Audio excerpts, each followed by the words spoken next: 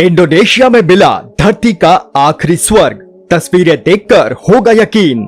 जाने कैसे मिला पानी के नीचे छिपा राजा अम्पत। आज से करीब 30 साल पहले इतिहास प्रेमी डचमैन मैक्स अम्मर को युद्ध में हिस्सा ले चुके अपने मकान मालिक से द्वितीय विश्व युद्ध के एक जहाज के बारे में पता चला जो इंडोनेशिया के पानी में डूबा हुआ है। इस टिप के सहारे उनका 4 महीने लंबा खोजी सफर शुरू हुआ, जिसमें वे मछुआरों से बात करते हुए कई द्वीप समूह से गुजरे। द्वीपीय देशों के नजारे बेहद खूबसूरत और मनमोहक होते हैं, लेकिन सफर के दौरान इंडोनेशिया के वेस्ट पापुआ प्रांत के राजा अम्पत द्वीप समूह ने मैक्स को हैरान कर दिया। कोरल ट्रायंगल के केंद्र में स्थित राजा अम्पत समुद्री संरक्षित क्षेत्र नेटवर्क 4 मिलियन हेक्टेयर में फैला हुआ है और इसमें लगभग 1500 द्वीप शामिल हैं। आज हम आपको राजा अम्पत द्वीप समूह की खूबसूरत तस्वीरें और कुछ रोचक तथ्य बताएंगे।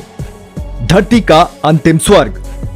राजा अम्पत पृथ्वी पर सबसे समृद्ध समुद्री जैव विविधता वाली जगह है। घूमने फिरने के लिए ज्यादातर लोग मालदीव जैसे देशों का रुख करते हैं और दूरस्थ होने की वजह से यहाँ आने वाले विदेशियों की संख्या बेहद सीमित है। खबरों में इस जगह को धरती का अंतिम स्वर्ग कहा जाता है। ये मछलियों की 1600 से अधिक प्रजातियों का घर है। दुनिया में ज्ञात कोरल प्रजातियों में से करीब 75% यहाँ पाई जाती है। राजा अम्पत के नजारे देख चुके मैक्स कहते हैं कि ये सुंदरता के असंख्य क्षेत्र हैं और सैकड़ों खूबसूरत मूंगों के बगीचे प्राकृतिक सुंदरता और स्थानीय समुदाय के लिए अपने प्रेम के चलते उन्होंने यहाँ 1994 में क्राई इको ड्राइव रिजॉर्ट खोला था।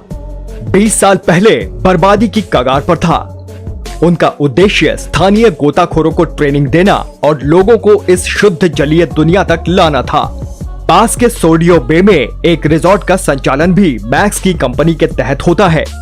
हालांकि राजा अम्पत सफल संरक्षण की कहानी नहीं है। यह दिखाता है कि सही नजरिए से ही वास्तविक बदलाव संभव है।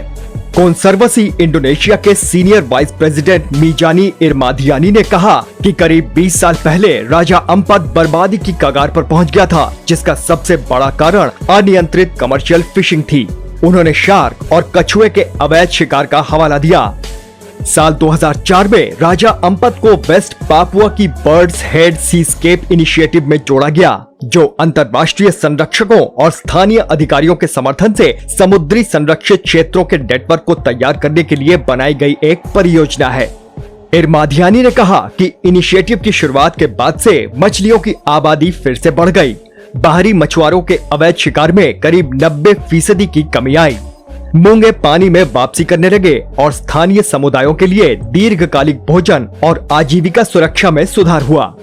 राजा अम्पत को मिला ब्लू पार्क अवार्ड। इन प्रयासों का असर हुआ और इस साल राजा अम्पत मरीन पार्क नेटवर्क, जिसमें 20 लाख हेक्टेयर से अधिक क्षेत्र में फैले 10 संरक्षित इलाके शामिल हैं, को ब्लू पार्क अवार्ड दिया गया था। राजा अम्पत के जिन इलाकों में कभी मृत शार्कों के अवशेष तैरा करते थे, आज वहां समुद्री जीवों की वापसी हो रही है। राजा अम्पत में समृद्ध पानी के नीचे का जीवन गोताखोरों के लिए अब और अधिक आकर्षक हो गया है।